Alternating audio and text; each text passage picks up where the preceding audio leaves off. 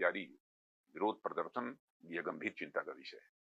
और यह अत्यंत दुर्भाग्यपूर्ण है कि हमारे देश के छात्रों और नौजवानों को कुछ लोग अपने राजनीतिक स्वार्थों की पूर्ति के लिए एक राजनीतिक औजार के रूप में इस्तेमाल करने का प्रयास कर रहे हैं। प्रधानमंत्री मोदी जी के नेतृत्व में हमारी सरकार विद्यार्थियों और नौजवानों की आकांक्षाओं को पूरा करने और उनके कल्याण के प्रति पूरी तरह से प्रतिबद्ध है और हमारे छात्रों की हर चिंता को सुनना और उसका समाधान करना यह हम सबकी जिम्मेदारी है। मुझे पूर्ण विश्वास है कि भारत के जागरूक, परिपक्व और हमारे विवेकशील नौजवान ऐसे भ्रामक प्रयासों को भली भांति समझते हैं और वे प्रगति, विकास तथा राष्ट्र निर्माण के ही वो मार्ग को चुनेंगे। मैं पूरी तरह से आश्वस्त हूं। हम इस बात के लिए भी पूरी तरह से प्रतिबद्ध हैं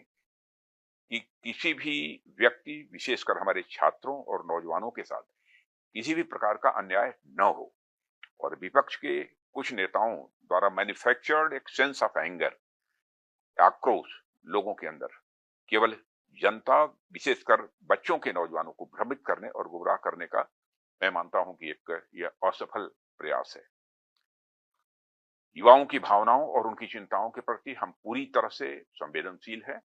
और यह संसद का सत्र इस समय चल रहा है। सरकार ने हर मुद्दे पर सार्थक